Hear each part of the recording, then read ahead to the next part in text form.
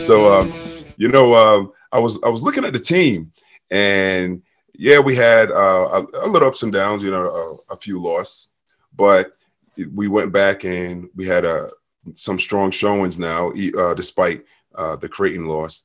We came back and we played St. John's again for the second time, and we kind of let them know, the first game, good job, you got us, but now let's get things back to how it's supposed to be, and that was a pretty emphatic win there. What do you think so far about how the team's doing?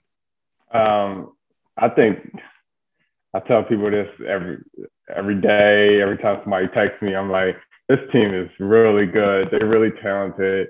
Coming off the bench, they just got weapons, and they kind of remind us of our 2009 team, where we just had the bench and we had the starting lineup with talent. These guys are really good, and they play hard. They play together, and they're doing everything what Coach Wright preach about, right? Like, go out there, just play, give it all you got, and they got a great leader and Colin, and like they're just playing all out basketball. And I love the way they're playing. They're so much fun to watch too, because they could put up 80 points if they could, if they wasn't slowing the ball down with 7 minutes to go in the second half. But they're really good. They're really fun to watch, and I think they got a really good chance of doing something special this year.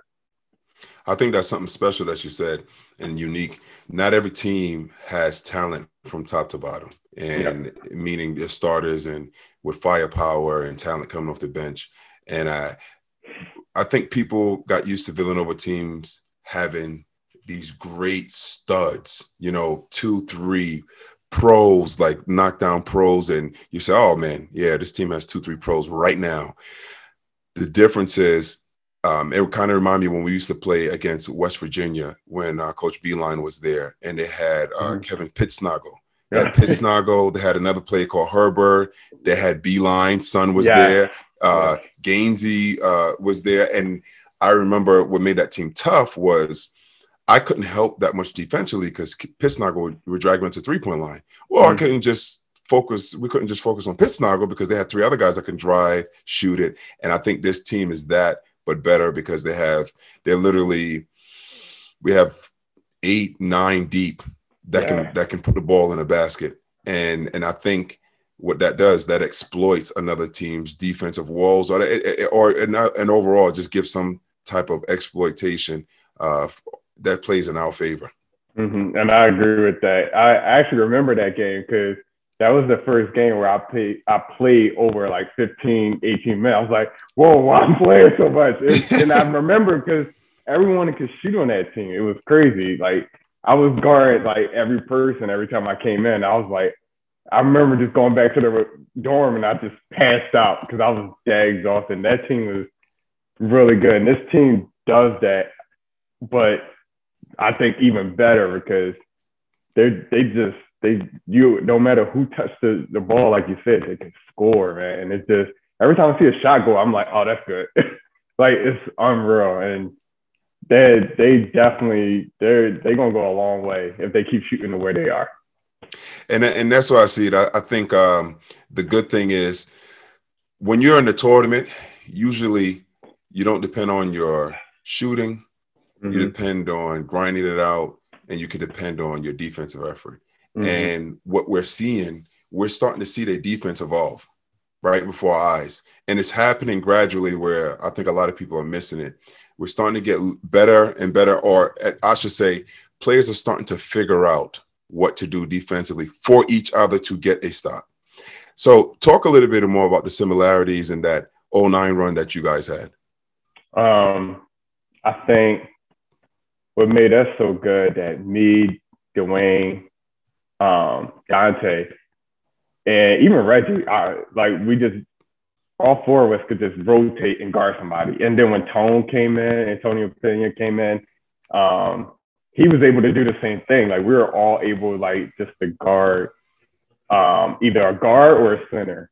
And that was unique about us. And we grinded out games. And I see the same thing with this team. Like, they grind and they make you play the whole shot clock.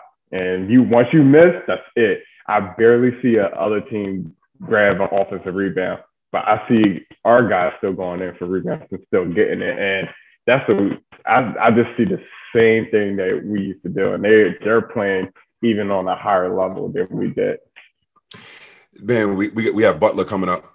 They have the Butler game coming up. Now here's the interesting thing about Butler. Butler they're 8-13 overall. They're 7-11 in the Big East, right? Okay. Yep. Here's what people are missing. Butler is also 7-4 at home. So that tells you, that tells you they're 7-4 at home, and there were they're one game. I want to say they're 1-7-4 at home. I want to say 1-8. No, that wouldn't match up. But they have one road win, and here it is. We're playing them at home. They won their last game. I think on paper it doesn't look like a big matchup for us. It doesn't look as if it's something that we really have to be on our P's and Q's. But again, you got to remember, if you're a team, we've been through rebuilds or we've been through lulls within our careers. When you're that team and you have a nationally ranked team, a top 10 team coming in Villanova, number 8, that's something that you prepare for. And then you're confident because you're playing at home. Do you remember that certain times when Coach Wright would ask us, hey, do you want to play at the Pavilion or do you want to play down? For me, it was the Wells Fargo Center. That's what it was called at the time. And they'll ask different questions. And you remember how you felt playing on campus. Yeah. Then it went to it was Wachovia first, then with Wells Fargo. So, I think, what do you think about this matchup coming with Butler? What do you think about the state of the team mentally and going into this game? Like, what would you advise, them to do to stay focused and to make sure that we don't get caught up in that trap game? Obviously, it's the Big East. So, to me, when I was playing, and as you know, every game was a big game for us because I was like, Seton Hall could beat us tonight.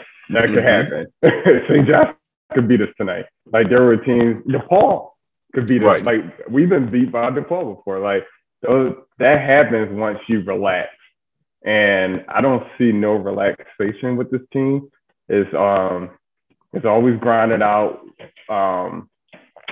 doing what they always do, play 40 minutes, rebound, shoot, just continue to play the way you play, even if you're playing Butler. And Butler is a scrappy team. I watch Butler a lot. I watch a lot of Big East teams a lot because they're just fun to watch, and it's the Big East. And I'm happy UConn back too. I just had to throw that out. But those guys just need to continue to, grind it out, play 40 minutes, and keep shooting the ball. And, they'll take care of business. And I'm sure you remember those speeches back then when you used to play those teams where, like, there's not enough people in the stands, and Coach Wright like, all right, here go one of those games. It might not be a lot of people here, but, this team going to come in. They're going to try to kick you, and then So get out there and be ready. And that's what we did. And, and this team does that. Like, they never play relaxed. I haven't seen it in one game yet. It might be foul trouble or something. The next guy is ready to come up and, play. So I think they got this under control, and they just need to continue what they're doing. Yeah, I really like the poise of this team, especially considering certain key members of the team are young. You don't really get that sense speaking to them. You get actually a sense of maturity. And I think that's what's unique about this team than the competition, or even unique about this team than your typical Villanova basketball team. Usually have more senior leadership in terms of individuals that are upperclassmen. But, I really like the attitude, and the character is the word of this team.